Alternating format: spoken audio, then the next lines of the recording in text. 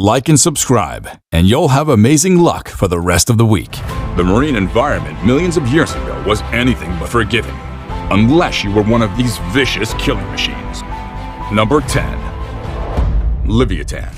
Leviathan lived in present-day Peru about 10 million years ago, although its remains, teeth mainly, have been found in a lot of other places like South Africa, Chile, Australia, and Argentina. It's a relative of modern sperm whales, but way more vicious. Leviathan was pretty much the same size as present-day sperm whales, with lengths of just under 60 feet, making it one of the biggest predators in history. That size was certainly an advantage, but there was more to the fearsome nature of this beast, and it all came down to its teeth. Unlike modern-day sperm whales, they have less than impressive and barely functional teeth. The Leviathan's teeth stood out for their size and ferocity. An average Leviathan tooth grew to about a foot long and 4 inches thick, by far the largest tooth of any known animal. A bite, as you can imagine, wasn't exactly the kind of thing any animal would have wished for. According to researchers, this bite was and probably still is the largest across birds, amphibians, mammals, and reptiles. Of course, the teeth didn't act in isolation during dinner time. Leviathans had a set of adaptations that made encounters even more unpleasant for their prey.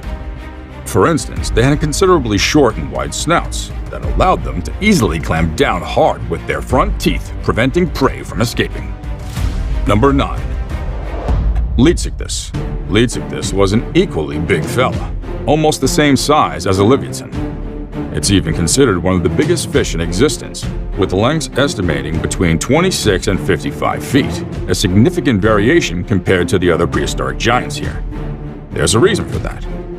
Leedsichthys skeletons was made of cartilage for the most part, and if you know anything about cartilage, it's that it doesn't fossilize at all. With just a few bony parts of the skeleton to work with, researchers had trouble reconstructing the fish since the late 18th century. At one time, the fish's length estimates fell between 70 and 90 feet, way larger than the current agreed size. That being said, some Leedsichthys might have grown to be even bigger, based on the fact that the fish kept growing throughout their life. Hopefully, researchers will one day bump into the fossil evidence for this. Despite the absolutely gigantic size, Leedsichthys unfortunately weren't equipped for self-defense, which is only natural considering that it fed solely on plankton. Attacks by vicious predators like this at the time, like Mitrionychus and Liopleurodon, were almost always fatal, even though not immediately. Number 8. Sarcosuchus. 100 million years ago, the Sahara was far from the harsh, bare land it is today. Common back then was lush vegetation, frequent rains, and a lot of rivers. This is where Sarcosuchus, a croc-like reptile, thrived. The massive reptile could have grown to lengths of up to 40 feet and weighed up to 10 tons. For some perspective, the saltwater crocodile, which is the largest known croc species today, grows to a length of up to 20 feet and weighs slightly over 1,000 pounds. Don't get me wrong, it's still massive, but it's just nowhere near the mighty Sarcosuchus. The large variations in size between these two reptilians can be attributed to the Sarcosuchus's continuous growth.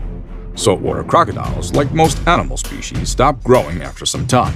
Sarcosuchus, on the other hand, kept on growing throughout their lives. Combined with a host of other factors, it was fairly easy for these extinct reptiles to attain monumental sizes.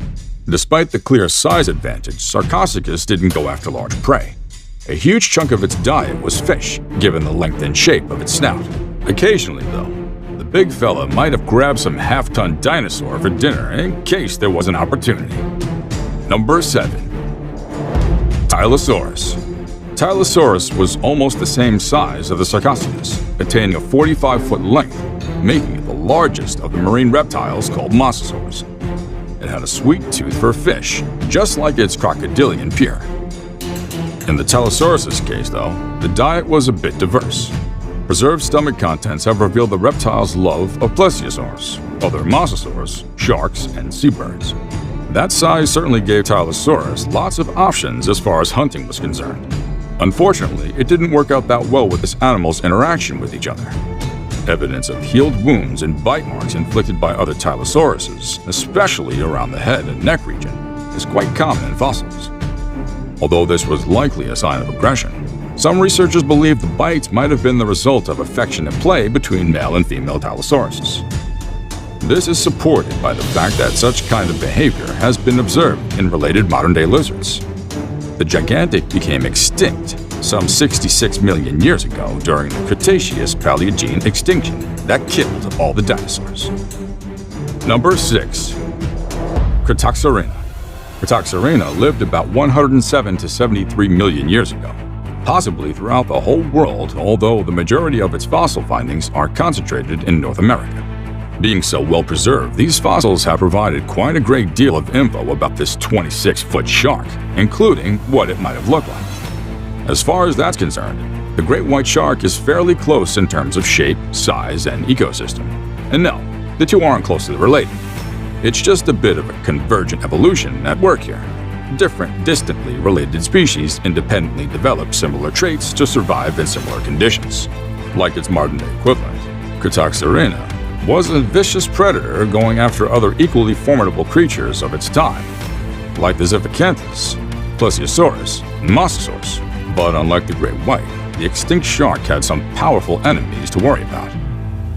For instance, there's evidence to suggest that a lot of Cretoxorina succumbed under the brutal jaws of the Tylosaurus. Number 5. Kronosaurus.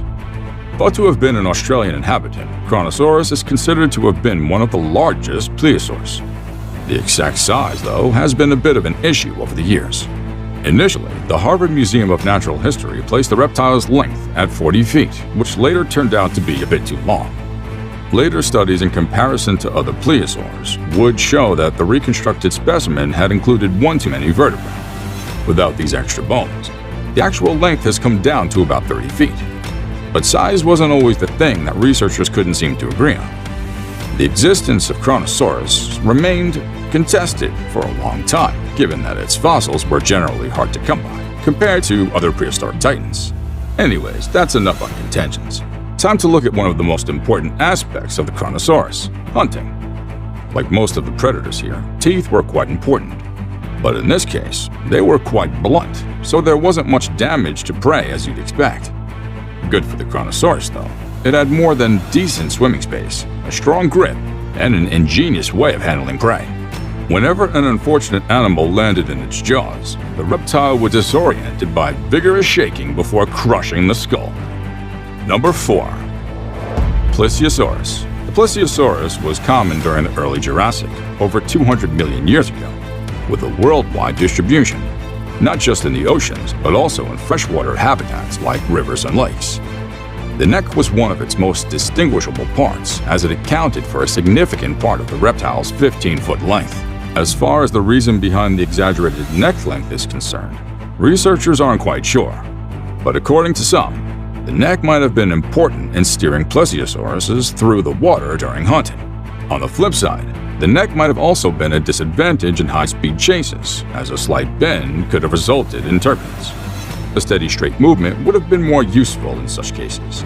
But certainly more useful was the plesiosaurus's bite, at 33,000 pound force per square inch. It's one of the strongest bite forces of any known animal.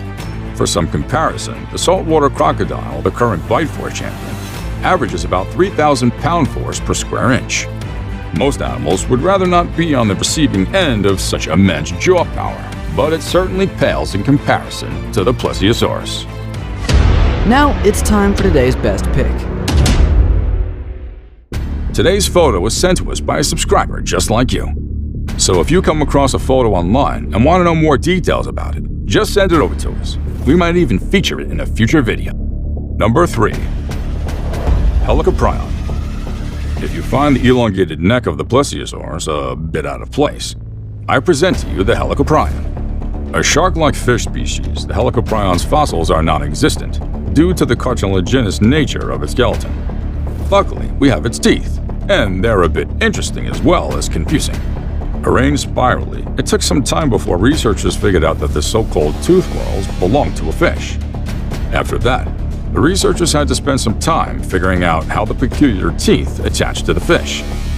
The tail, the top of the head, and the sides were some of the most commonly suggested positions for the tooth whorls. Today, though, it's generally accepted that the spiral teeth were attached to the lower jaw, with the size of individual teeth increasing as you move away from the center of the spiral.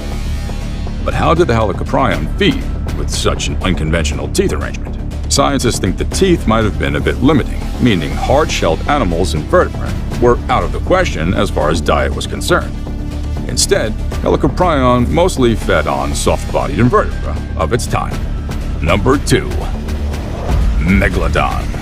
Sharks today might be big and scary, but they're nothing compared to the megalodon, one of the biggest fish known to men. Of course, being a shark means we don't really have any complete remains of its skeleton. But we've got the teeth, lots of them. And they're enough to paint a picture of this creature that once terrorized the Americas, Europe, Australia, and Africa. The largest megalodon tooth to ever be discovered is about 7.1 inches long, ranking it high on the list of some of the biggest animal teeth. A confrontation with this shark was certainly nasty for many of the prehistoric marine animals that crossed its path. That was pretty much every animal given Megalodon's formidable qualities like size, high swimming speed, and some of the most powerful jaws in the animal kingdom. As evidence suggests, this 60-foot hunting machine was one of the most powerful predators to have existed. Common victims of its menu included whales, seals, sharks, and other small fish. Before we move on, I've got a little challenge for you that'll take 5 seconds to complete. So here's the deal. You just leave a like on this video, smash that subscribe button and hit the notification bell, and you will get 25 years of amazing luck. Try it, it really works.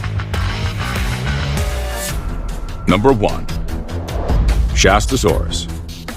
This largest known marine reptile has been troubling scientists for some time now.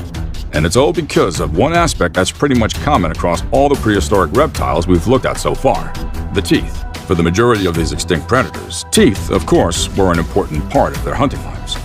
And that's still the case for a lot of the modern-day predators. For the Shastosaurus, though, this just wasn't the case, or at least that's what it appears to be. The 70-foot mammoth didn't have any teeth, which muddies the waters a bit as far as hunting is concerned. But according to some researchers, Shastosauruses might have been a suction feeder. This is supported by the reptile's considerably short snout and an enlarged skull at the point where the jaw-opening muscles were attached, making rapid mouth opening much easier. On the other hand, though, the Ichthyosaurus genus, to which Shastosaurus belongs, seems to have had jaws that weren't particularly suited for suction feeding, making the whole issue a lot more confusing. Until next time, adios.